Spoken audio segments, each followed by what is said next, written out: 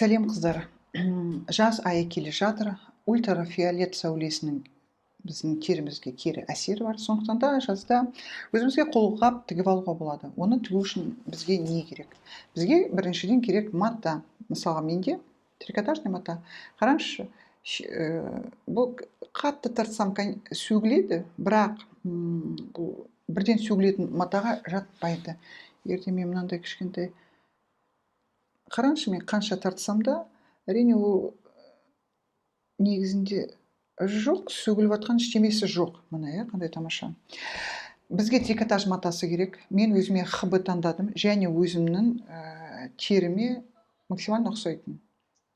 Өйткені жазда мен спортпен айналысам. Қолымның күйгенін қаламаймын. Міне, бізге керек матаға сызатын біздің мел, сабын, булавка, линейка.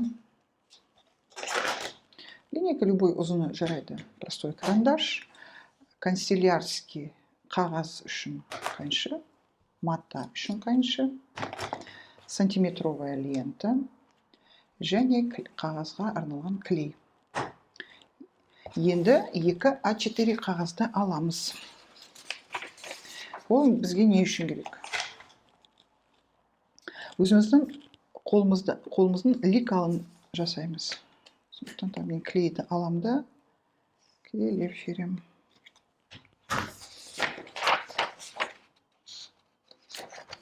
Міне. Бұл қағаздың дәл ортасын табу керекпін. Таптым.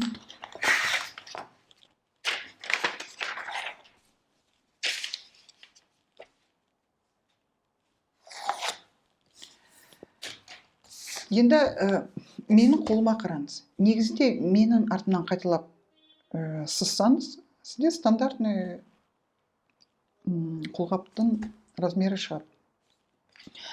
Өзіңізді тексеруге болады. Неше сантиметр екенін қараңыз. Егер де қолымды сантиметрмен бүксем, қараңыз, менде 22 сантиметр болып тұр. Егер де мен бұлай қатты ашпай, осылай қарасам, қараңызшы, 22 сантиметр. Жартысы 11. Қолымды айналдыра өлшесем 17, 18. 17, 18. Бірақ 17-ге біз қосу керекпіз бірнеше сантиметр. Өйткені қолғапты киген кезде, көрдіңіз ғой, қолымыз жалпақтау білекке қарағанда. Сондықтан да біз бұған шамалы қосамыз. Киіп шешуге ыңғайлы болу үшін. Енді саусағымның ұзындығы, примерно бәрімізде, мысалы, 5,5-6 сантиметр жасауға болады. Саусағымның толықтығында тексеруге болады. Қараңыз, егер де мен саусағымды сәл бүгіп тексерсем, былай бүгіп тексерсем, менде болып тұр, қараңыз, бүгіп тексерсем 6,5 сантиметр. 6,5. Менің матам ені созылады. Енді біз не істейміз? Қараңыз. 0 нүктесінен мен 0,7 миллиметр, мына 0,7 миллиметр, ол тігіске қалдырылады. 0,7-ден мен 6 сантиметр түсем. Мінеке 6 сантиметр. 6 сантиметрден 0,7-ден 6-ны бір түстім. 0,7-ден 6-дан 2 сантиметр түсем. 6-дан 2 сантиметр түстім. 2 сантиметрден 5-те 5 түстім. Қазір түсіндірем, не үшін бұндай цифралар шығып атқанын. 5-те 5-тен 3 түстім. 3-тен 5 сантиметр түсе салайын, қазір қараймыз. 4-5 сантиметр түсе салыңыз. Хорошо. Ал енді қараңыз. Мына линейканы алған себебім, мынандай тік төрт бұрышты сызықтары бар. Маған ыңғайлы. 6 сантиметрден солға қарай бір линия сызып жердім. Енді менің ең бірінші саусағым, қараңыз. Бірінші саусағым үшін мен 2,8 миллиметрдей осы линияға тастаймын. Мына 2,8. Давайте жоғарғы жақтан да тастайын. 2,8. Міне. Міне мен бірінші саусағым шықты. Екінші саусағым 3 сантиметр тастайын. 3.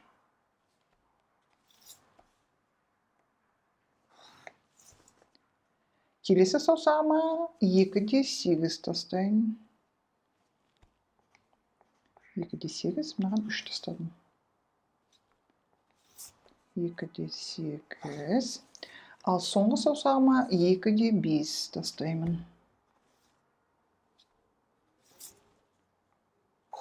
Мына 2,5. Егер де былай қарағанда, қараңызшы, мен мына екі саусағым бір деңгейде тұр, ал соңғы саусағым 1 сантиметрдей төмен, 1 сантиметр. Давайте 1 сантиметр түсейік. Мына. Мынаны есептемейміз. 1 сантиметр төмендеу. Енді 3 сантиметрден солға қарай, мына менің қолымның бағана көрдіңіз 17 сантиметр, ал 17-ні мен кию үшін маған бостық керек. 17-ні примерно 9,5 сантиметрдей қалдырам. 9-да қалдыруға болады, шамалы тарлау болады. Ну, давайте 9 қалдырайын. Мына арақаштық 9 сантиметр, 4-тен де 9 сантиметр. Енді біз қосамыз осы екі сызықты астында тұрған. Және оны қосып жүреміз. Мына менің ең соңғы саусақтың шетімен. Мына қостым. Мынау менің саусағым. Енді әркімнің саусағы ұзындығы әртүрлі. Және мына мүмкін сіз саусақтың бәрін жапқыңыз келеді. А мен жазғы қолғап жасағым келіп тұр, сондықтан да мен тырнақтарым көрініп тұрады. Сондықтан да менде бүйтіп қарағанда 5,5 сантиметрдей бірінші саусағым, давайте 6 сантиметр қалдырам. Мына 6. Бірақ 6-дан мен 0,7 сантиметр тігіске қалдырам. Тік 4 бұрышпен 6 сантиметр, 0,7 сантиметр тігіске қалды. Ал егер де мына саусағымды алсам, мінекей дайын тырнаққа дейінгі ұзындығын салып жатырмын. Ал мына саусағымды, мына қараңызшы, тырнағымның тұрған жерін. Мына, және мына соңғы саусағымды, есіңізде 1 сантиметр төмен түсірдім. Мына.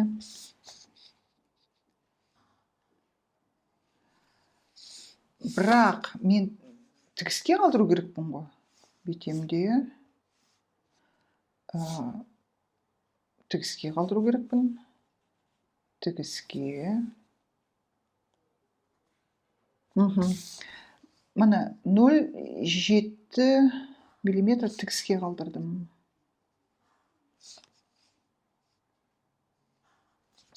Болды.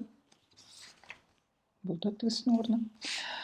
Қазір сізге түсінікті болады. Енді мына бас бармақ үшін мен мына арақашықтық 5-5-ті дайындап қойдым. Оны қалай жасаймыз? Қараңыз.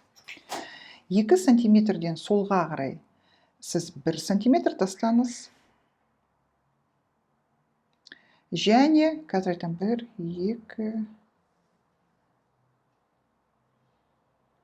сантиметр тастадыңыз, және 2,5 тастайсыз. Қараңыз. 1 тастаймыз, және 2,5. 5-5 нүктесінен солға қарай сіз тастайсыз 1 сантиметр, және 2,5. 1, 2,5. Неке, мынаның арасы менде 1 болды. Мына 2,5. Енді не істейміз? Сол 2,5-ды тіктөрт бұрышты қоссамыз. Қараңыз, мына 2,5. Мына шеті 5,5. 2,5. Қараңызшы, менде мынандай тіктөрт бұрыш пайда болды. Осы тіктөрт бұрышты сіз мына бұрыштарын осылай ликалдаңыз. Домалатып. Мына. Бұл біздің бас бармаққа арналған орын. Енді тігіске қалдырайық. 0,7-ден. 0,7, 0,7. И осыны қазір біз қаншымен қиямыз. Енді қараңыз.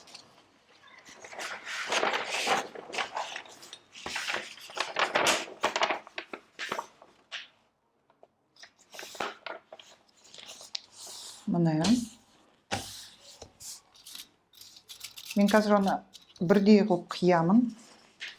Қағазым қозғалып кетпес үшін булавканы қыстырамын. Сіз өзіңіз қараңыз, қыстырғыңыз келе ме, жоқ па?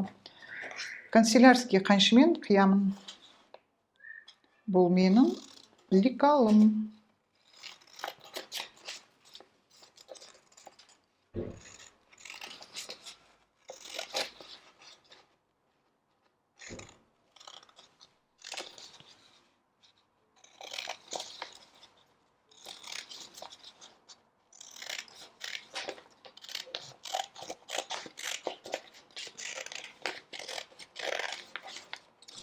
Саусақты әрине ұзында қылуға болады. Білектің ұзындығын саусақ емес. Бірақ маған осындай керек. Мына жазғы.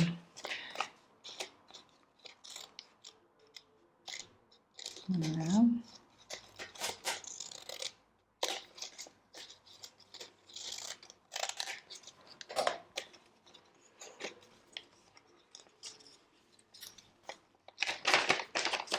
Енді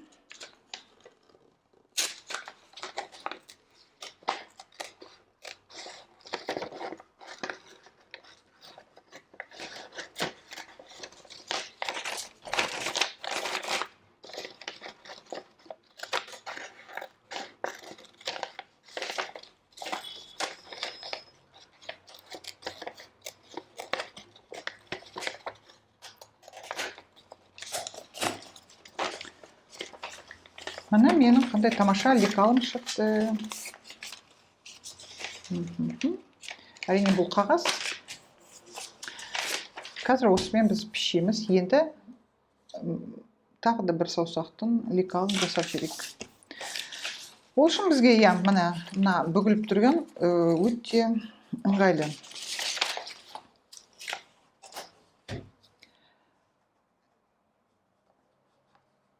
8 сантиметр. 8.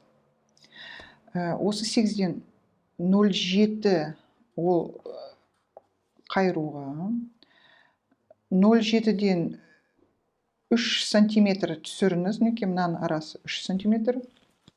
Енді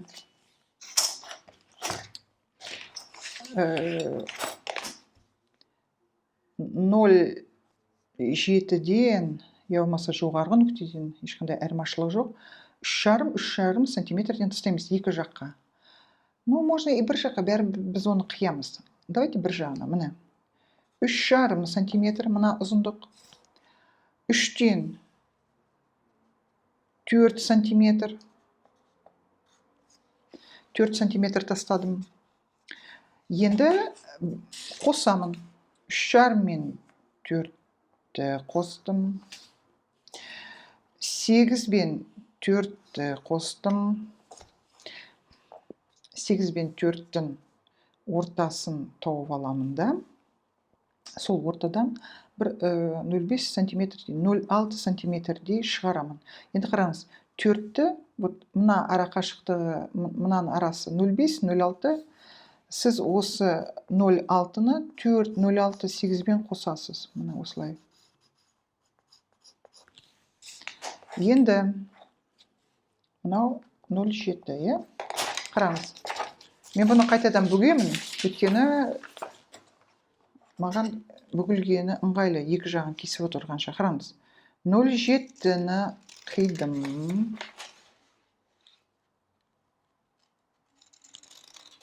4-ке келдім.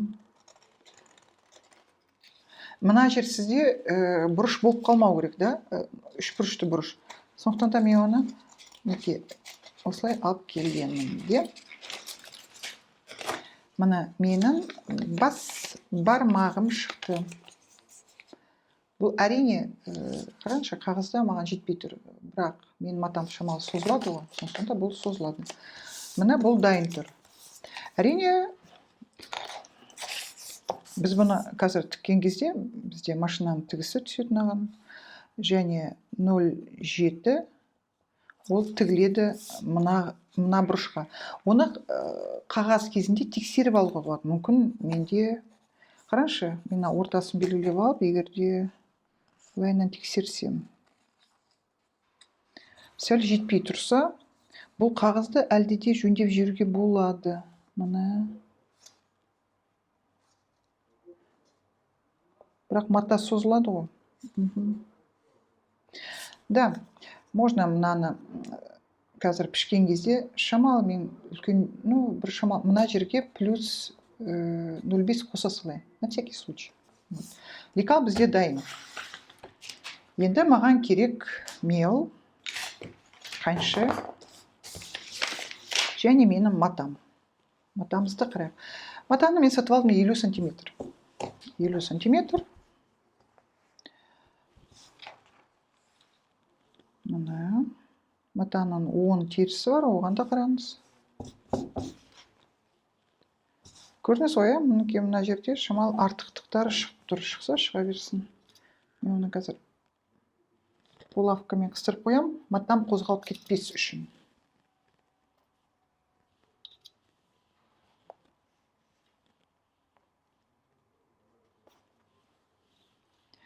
Енді тігу машинкасы жөнінде, мысалы мен қазір промышленный машинамен тігем, көбісінде бытовой машинка үйде. Сондықтан да сіз инесін ең жіңішке инені машинаға қойыңыз да.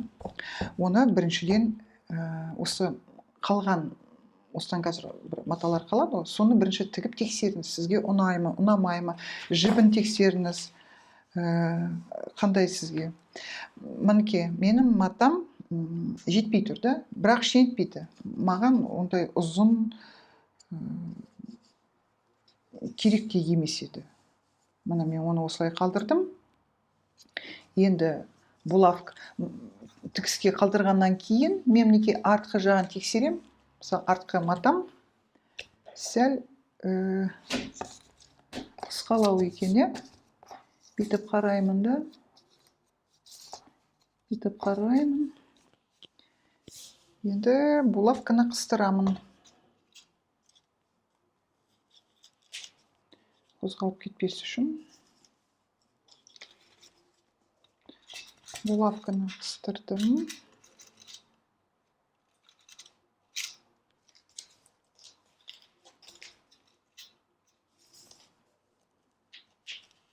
Мына. Сабынмен мынаны қиям ғой қазір. Қиып алам. Осыны белгілеп аламын былай. Ал қалғанын белгілеудің керек жоқ. Дәл осының бойымен қия салам.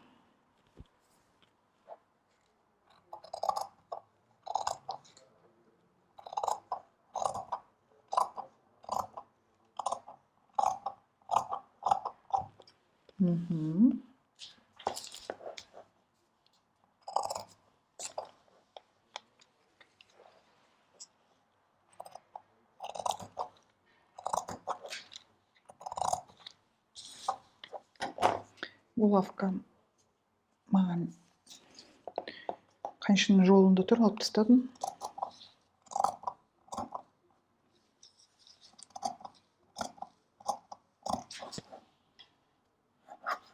Так, мына жерде қалай қисам екен, қараңыздар. Бұны қию үшін қазір дұрыстап қию керек бұны. Міне. Бұлай қиям. Бірінші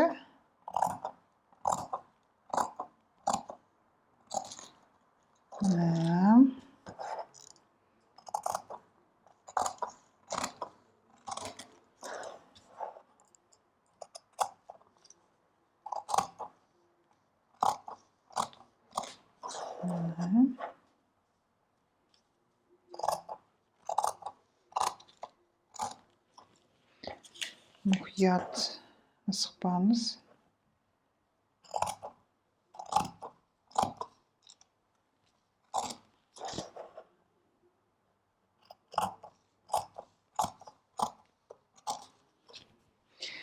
Вот енді мынаны аккуратно алып тастаймыз. Опа.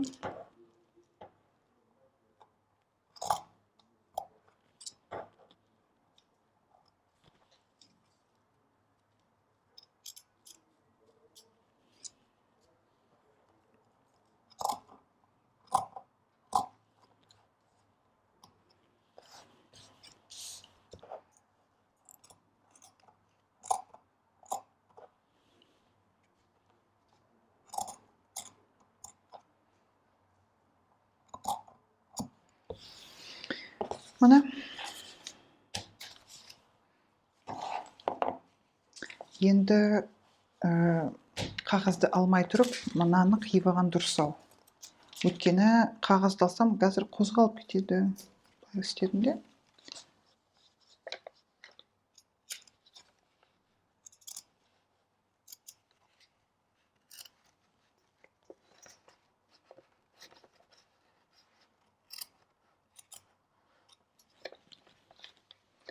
Аккуратно.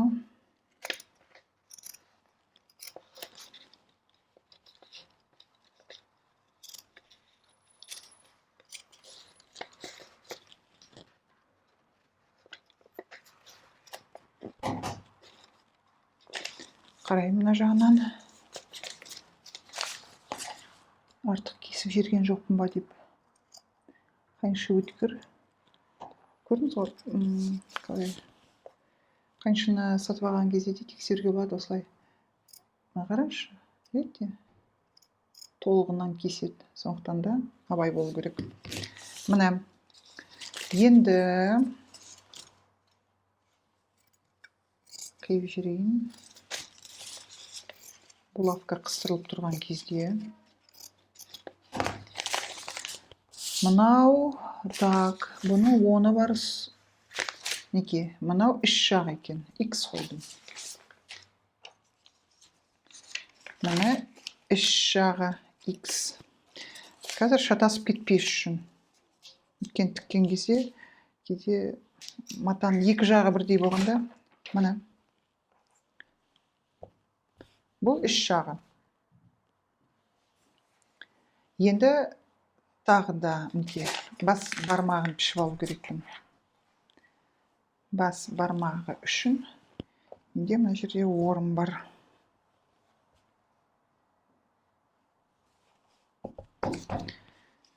Міне.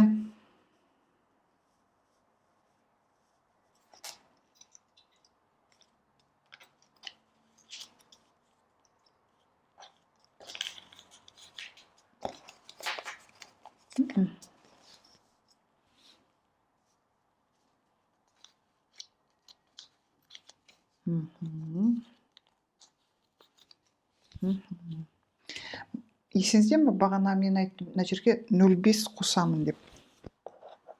Міне. Қостым.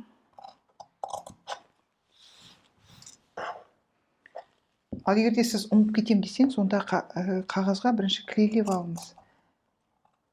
Мына мен қостым 0,5. Міне.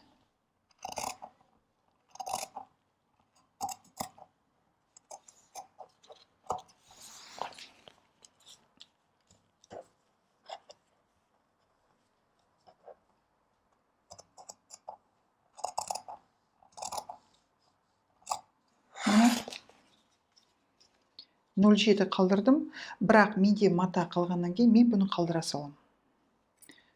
Сәл ұзындау болады, ештеңе етпейді. Енді қараймын, оң жақ, сол жағы қайда. Мына жағы іш жағы, теріс жағы. Мына белгіледім.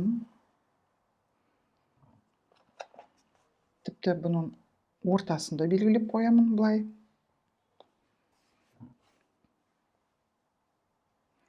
Қазір тіккен кезде керек болып қалады. Және тіккен кезде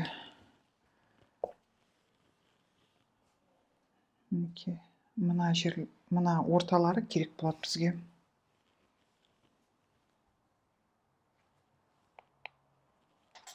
Өйткені бұл саусақ бас бармақты тіккен кезде мына орта кездеседі, мына ортамен.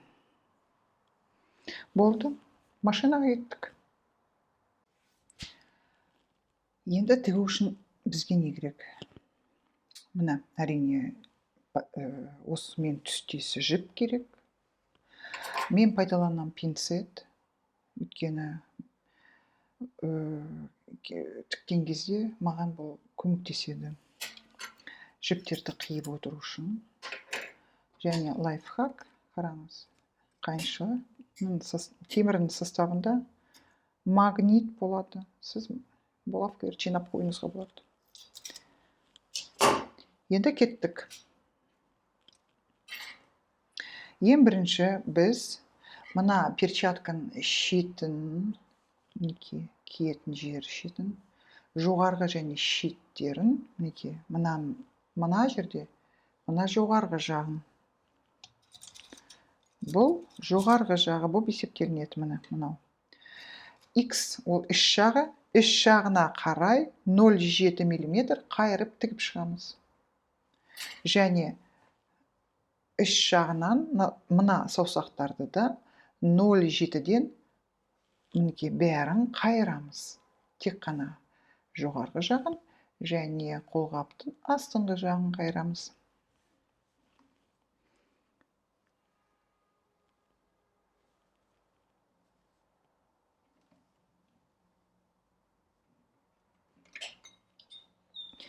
Тіккен кезде жіп сіздің лапканың астында тұру керек.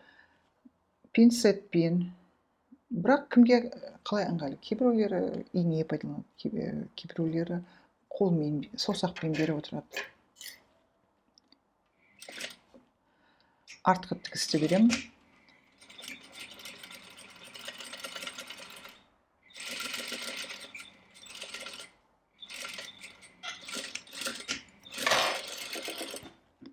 Артық жіпті бірден қиып тастаймын былай.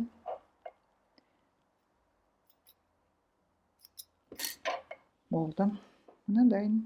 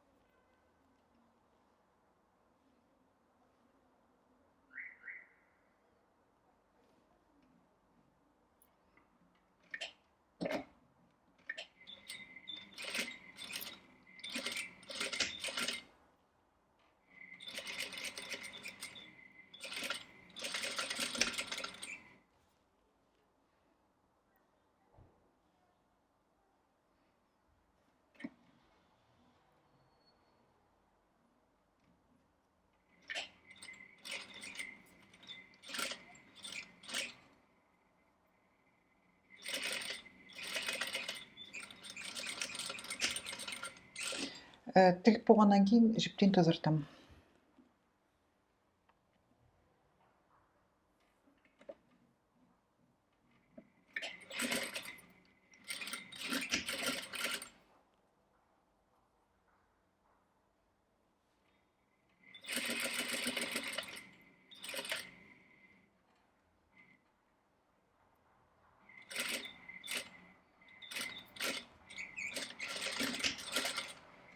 асықпай аккуратно тігеміз. Мен өзім асығып тігуді жақсы көремін, бірақ сіздер үшін тырысып отырмын. Өйткені кейде нәтижені тезірек көргім келеді, ол рас.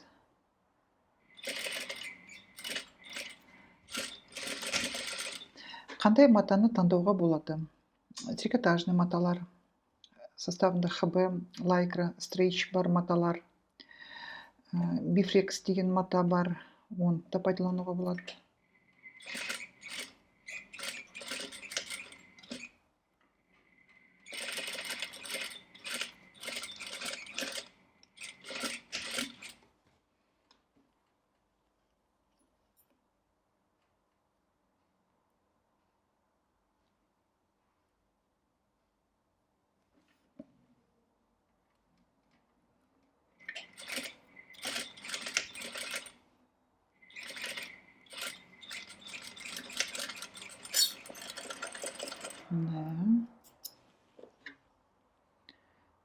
Арасын ашамыз.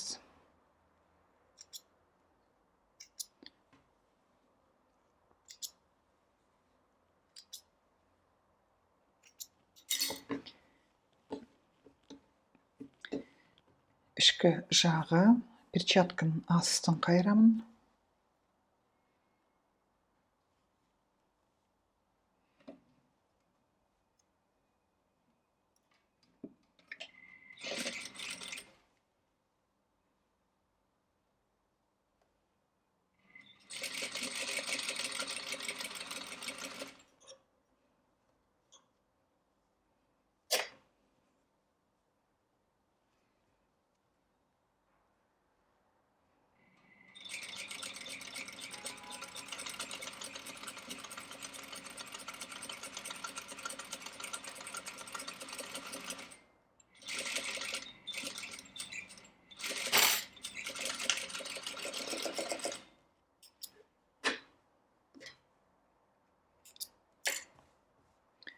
Енді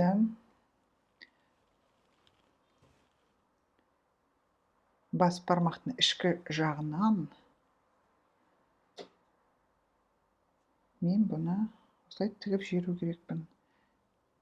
Көрдіңіз, екі жағы бірдей емес, ештеңе етпейді. Тігіп алайын, сосын оны бірдей қылып бір-бірімен қиып жіберемін.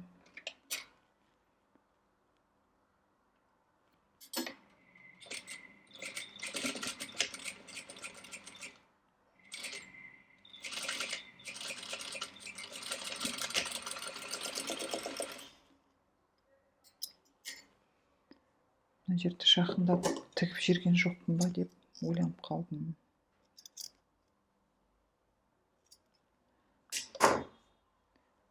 Әрі қарай қимай тұрмын, өйткені закрепка берілді.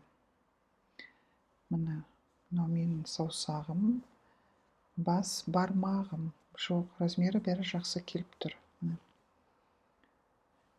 Енді біз бұны тігеміз. Қараңыз, бас бармақ ішіне кіреді. Мына бағана біздің белгілеген орындарға бұны булавкамен де қыстырып қоюға болады. Булавка қыстырайын ал. Мына кездесетін орындары.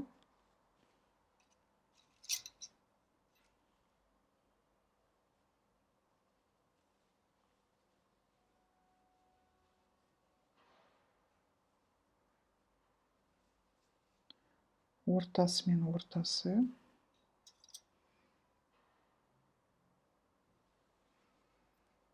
Енді мына осыдан мен айналдыра тігіп шығу керекпін. Айналдыра тіккен кезде мына артықтықтар сіздің тігістің астына түсіп кетпесін. Мен мына ортасына да бір булавка қыстырып аламын.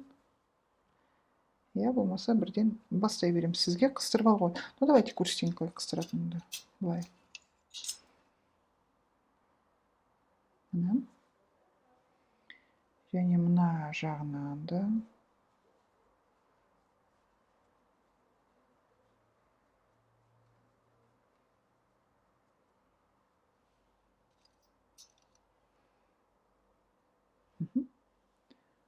Ал кеттік ал.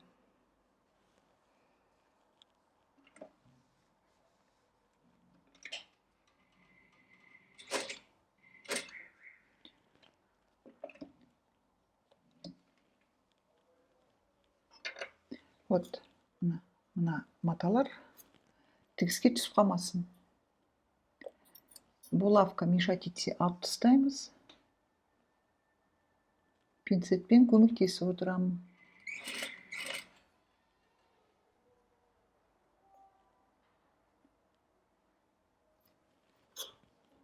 Осылай.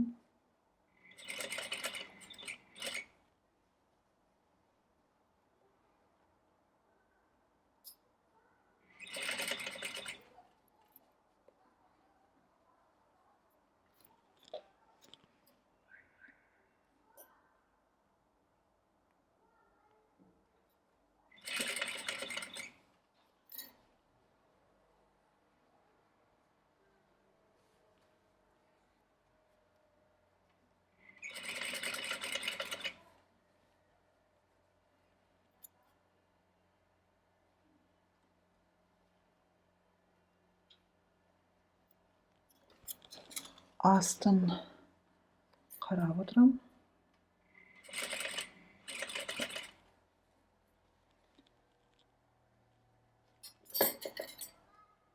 Артық жіпті алып тастаймын. Міне.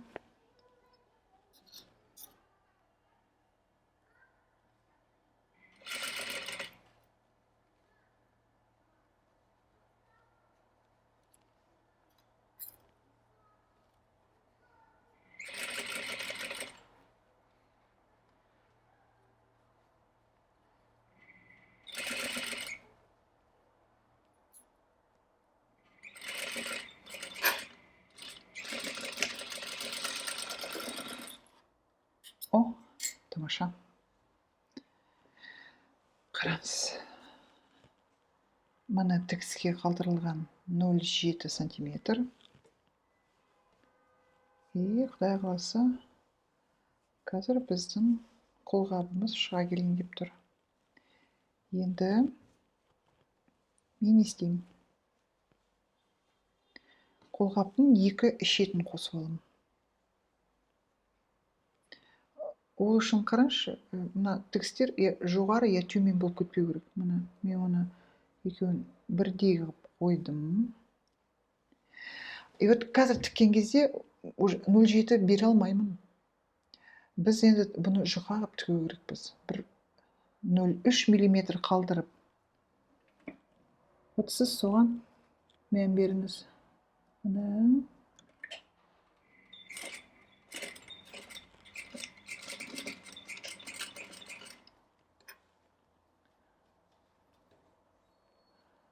Мінекей, мына саусақтар бір-бірімен кездесу керек.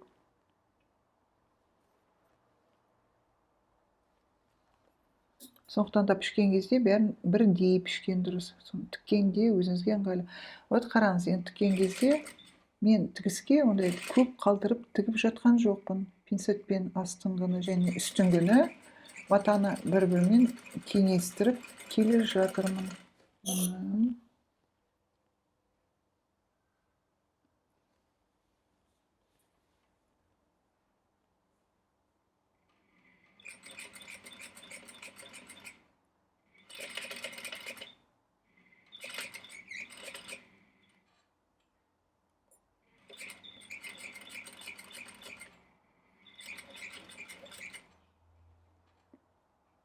Екеуін кеңестіріп жатырмын. Және астыңғы тігісті үстіңгі тігіспен келтіру үшін матаны қадағалап отырмын.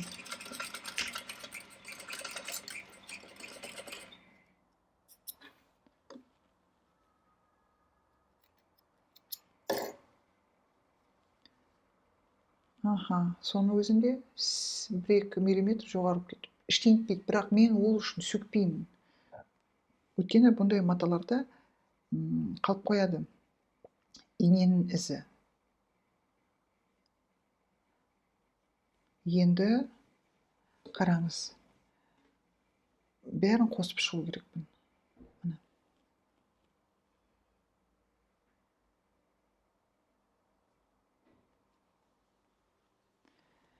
Ал кеттік.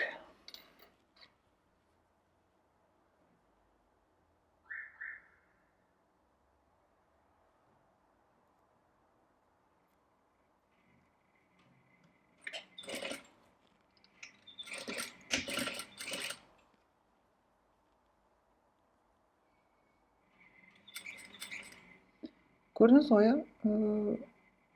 бір кішкентай 0,3 мм қалдырып тігіп жатырмын. Тексеріп жатырмын. Тігістері келе ме?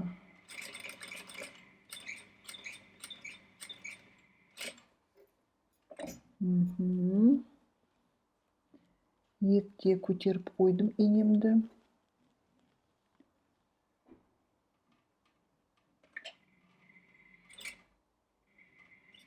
Аха. Өте жақын тігіп қойдым. Ол жер енді сәл тесік болып тұрмаса болғаны. Көреміз қазір. Керек болса, үстінен тағы да тігіп шығам. Пока тіге берейін. Ал дұрыстайтынын әлі дұрыстарымыз.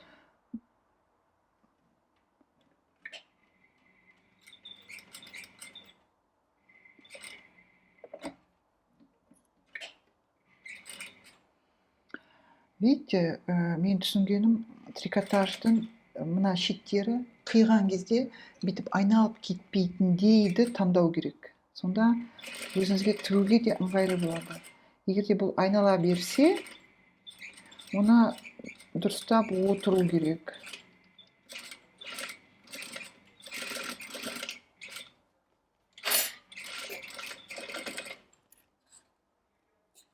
Мінекей. Мына жерді айтам, қараңызшы. Мен тігіп келе жатырдым да. Негізінде тігісті мына мен жалғастыру керек. Оны қазір әлде де жөндеп жіберем. Өйткені мына тігіс шетіне жақын болып кетті.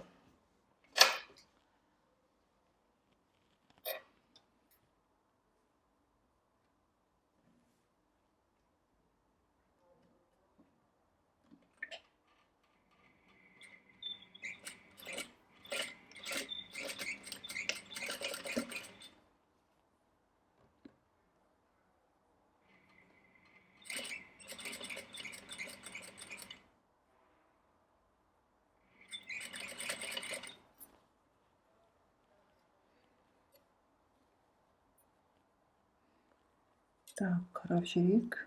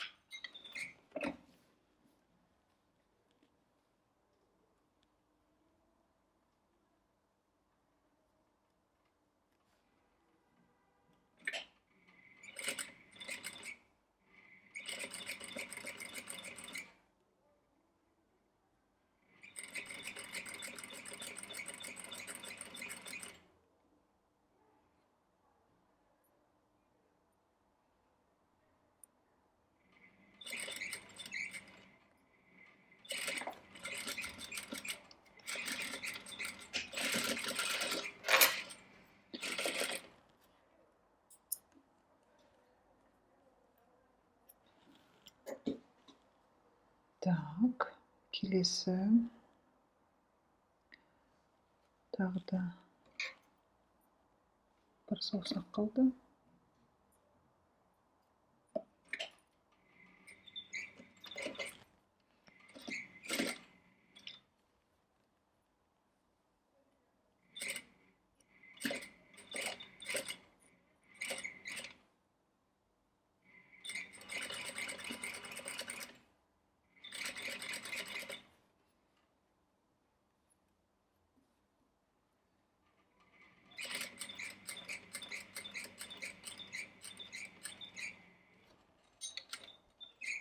Мінекей.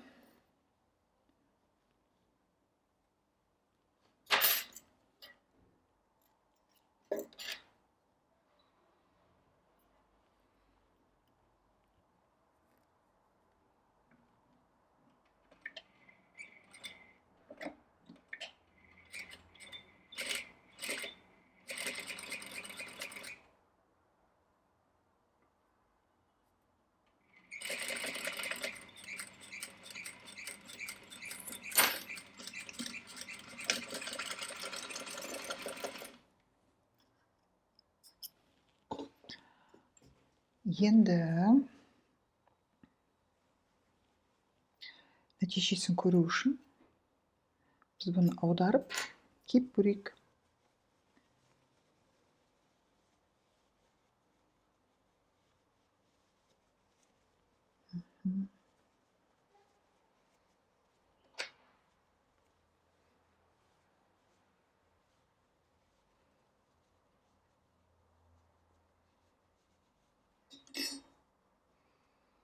Тез шығарғым келген кезде шықпай қалады. Закон подлости.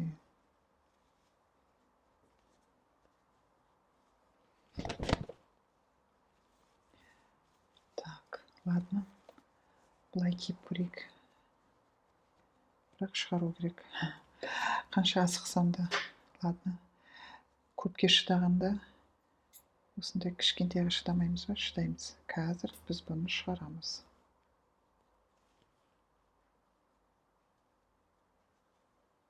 Мінекей. Мен оны қатты тартқым келіп тұрған жоқ. Өйткені бұл матамен мен бірінші рет жұмыс істеп тұрмын. Жыртылып кетпесін деп тұрмын. Бұндай бүйтіп тігіп отырғаннан кейін бір аккуратны болғанын қалайсың. Мындай артық жіптерді қазір аккуратны алып тастаймыз.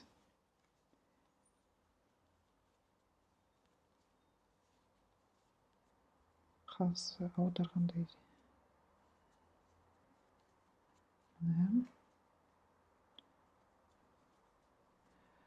Ура!